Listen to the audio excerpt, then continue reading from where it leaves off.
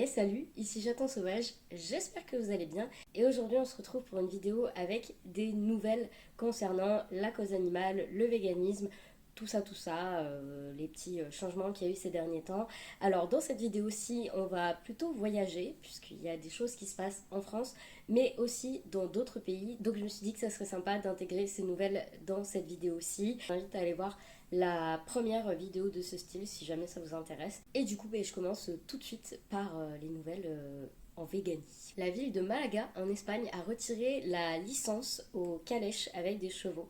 Donc ces calèches n'auront plus le droit d'être utilisées et donc les chevaux ne seront plus exploités pour transporter des touristes. Ça c'est une super bonne nouvelle. Si vous êtes dans la cause animale, si vous êtes un petit peu au courant de ce qui se passe notamment à travers le monde, et ben les calèches avec des chevaux, c'est une grosse problématique puisque chaque année, et notamment lorsqu'on arrive aux périodes où il fait chaud, donc en été principalement, eh bien, il y a des chevaux qui décèdent et ça fait régulièrement les titres de faits divers parce que malheureusement le nombre de chevaux qui décèdent est important. Et donc là, de savoir que la ville de Malaga en Espagne a interdit les calèches avec chevaux, c'est une super bonne nouvelle parce que enfin ces chevaux vont ne plus être exploités parce que leurs conditions de vie sont vraiment déplorables. Et j'ai même envie de dire que si leurs conditions de vie étaient cool, ça reste quand même de l'exploitation animale pour du tourisme, pour transporter des humains qui au final peuvent se déplacer autrement qu'en calèche. Donc ça c'est une super bonne nouvelle. J'espère que d'autres villes feront pareil dans les mois à venir, dans les années à venir. Voilà. La ville de Montpellier interdit les animaux sauvages dans les films et les séries tournées à Montpellier.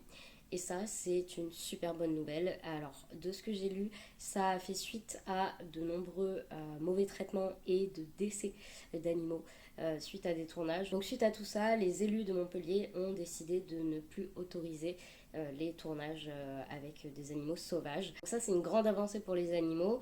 La ville avait déjà interdit les cirques avec animaux sauvages depuis, je crois que ça fait déjà quelques années. Donc on continue dans la lancée. Le restaurant Annie's Kitchen à Lille a fermé ses portes il n'y a pas si longtemps que ça et j'avais noté l'information et en fait en faisant mes recherches pour savoir si c'était bel et bien le cas, j'ai découvert que, alors effectivement, le restaurant ferme ses portes, mais qu'il est repris par d'autres personnes qui vont également faire de la cuisine végétale. Et le restaurant s'appellera Albedo Kitchen. Donc ça, c'est une bonne nouvelle parce que certes, un restaurant ferme, mais il est repris pour faire aussi quelque chose de végétal. Donc c'est chouette, le côté éthique continue quand même. Je glisse une petite information aussi concernant la ville de Pau. On avait un restaurant à Pau qui s'appelait le Milfolium et qui a fermé ses portes il y a quelques semaines de ça. Et là, en fait, il a été repris, donc il y a des travaux en ce moment, mais il a été repris par... Je n'ai plus le nom, je vous l'afficherai ici. Et ça sera aussi de la cuisine végétale, donc ça c'est plutôt cool.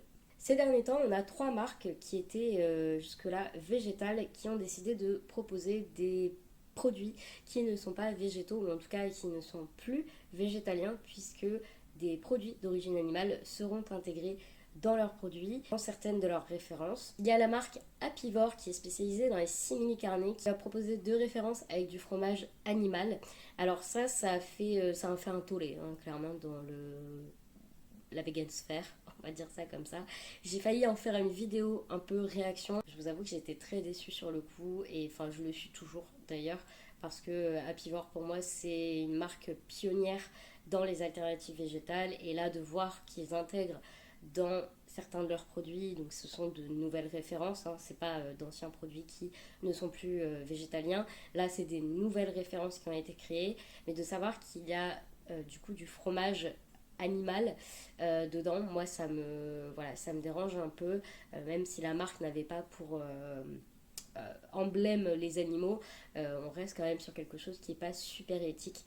Donc voilà, je ne vais pas m'étaler sur le sujet, n'hésitez pas à me dire si ça vous intéresse pour potentiellement faire une vidéo. Là, je vais parler des autres marques. Donc, il y a la marque qui s'appelait Funky Veggie, qui faisait, si je me trompe pas, des snacks sucrés. Alors, personnellement, j'étais jamais tombée dessus en magasin, donc j'ai jamais goûté. Mais cette marque qui donc s'appelait Funky Veggie, maintenant s'appelle Funky, parce que la marque a en fait décidé de proposer des céréales avec du miel. Pour le coup, c'était une marque qui était engagés dans le végétal et qui avaient des valeurs. D'ailleurs, il me semble qu'à l'époque, il y avait même une campagne pour financer le lancement de la marque et que beaucoup de personnes véganes y avaient participé. Donc beaucoup y voient une sorte de trahison de la part de cette marque parce que elle était engagée avec des valeurs, etc. Et là, de proposer des céréales avec du miel alors qu'on peut tout à fait faire autrement, voilà, c'est dommage. Donc voilà pour la marque Funky. Et on a également la marque qui s'appelle Avec Joie, qui propose toutes sortes de petits... je sais même pas comment expliquer, en fait, des snacks en quelque sorte. Des sticks à base de légumes, légumineuses. Il y a également, je crois, des churros, mais qui sont pas vraiment des churros comme on l'imagine. Récemment, la marque a sorti une référence de samoussa avec du fromage d'origine animale. Voilà, la même que Apivore. Hein. Je pense ils se sont donné le mot, en fait, clairement.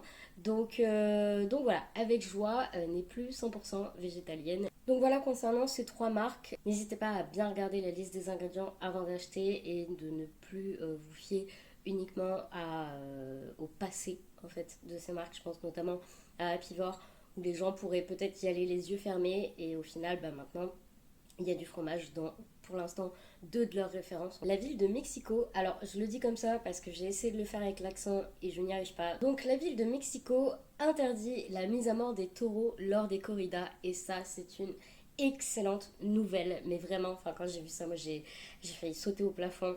En plus j'ai vu cette nouvelle là au moment où dans mon village il y avait des novilladas, donc comment vous dire que j'étais ravie en fait de voir que le Mexique avance sur la tauromachie. Donc ça fait plaisir. Et je me suis renseignée quand même parce que je me suis dit, bon, certes, dans une corrida, le taureau est mis à mort, mais avant ça, il y a quand même tout un processus où il est quand même énormément blessé. Donc je voulais voir si c'était uniquement la mise à mort qui était interdite. Et non, il y a également tout ce qui est lance, épée et banderille qui sont interdites dans les arènes de la ville de Mexico. Donc en fait, le taureau ne sera pas blessé, ne sera pas tué. Et de ce que j'ai vu, le spectacle durera 15 minutes par taureau et ensuite il sera rapatrié dans l'élevage d'où il vient. Alors, honnêtement, moi je suis végane et antispéciste, donc je suis contre en fait l'utilisation d'animaux, peu importe la manière dont on les utilise. Donc pour moi, même une course landaise est problématique, mais je salue quand même le fait que des taureaux ne soient plus mis à mort dans les arènes de Mexico. Alors ça sera courant 2025, donc on n'aura pas à attendre 1000 ans avant que ça arrive. Ça arrivera cette année, donc ça c'est très très chouette. Et je termine cette vidéo avec une nouvelle qui m'a un peu... j'étais sur les fesses, hein, clairement, parce que j'en avais pas du tout entendu parler. Les poules pondeuses élevées en plein air sont confinées depuis le mois de novembre 2024 suite à une épidémie d'influenza aviaire. Donc je pense que c'est une forme de grippe aviaire. Alors j'ai pas su savoir si toutes les régions étaient concernées ou pas. J'ai vu que ça touchait pas mal de pays d'Europe. Donc je ne serais pas étonnée que toute la France soit concernée par ce problème de grippe aviaire et de dérivés de la grippe aviaire. J'intègre dans cette vidéo parce que je pense qu'il y a des personnes végétariennes qui me suivent ou même des personnes qui ne sont pas végétariennes et qui consomment des œufs et qui se disent qu'en achetant des œufs de poules élevées en plein air, ça sera toujours mieux.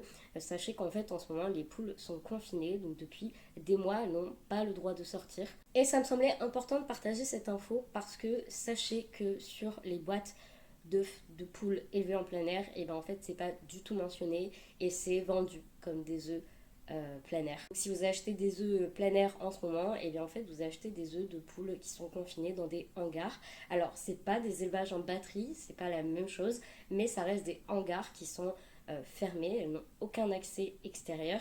Et ben, ça reste quand même problématique en termes de bien-être animal, même si voilà, j'ai déjà fait des vidéos sur les œufs, la problématique des œufs, etc. Je vais pas m'étaler là-dessus dans cette vidéo, je vous invite à aller les voir, je vous mettrai les liens en barre d'infos, tout ça, si jamais ça vous intéresse, parce qu'il y a une grosse problématique sur la consommation d'œufs pour les poules, hein, notamment les premières concernées. Voilà, je voulais glisser cette info dans cette vidéo parce que pour le coup j'ai vraiment été choquée en fait d'apprendre que des poules qui sont normalement censées vivre plusieurs heures par jour dehors n'ont pas du tout accès à l'extérieur depuis le mois de novembre. Ça fait quand même novembre, décembre, janvier, février, mars, avril. Ça fait 6 mois, donc c'est quand même, sacrément long. Voilà. Sur ce, c'est la fin de cette vidéo. J'espère qu'elle vous a plu. Alors vous avez vu, il y a un peu de tout au niveau des nouvelles. Je dirais qu'il y a quand même des bonnes nouvelles, notamment au niveau de l'exploitation animale pour le tourisme ou le spectacle.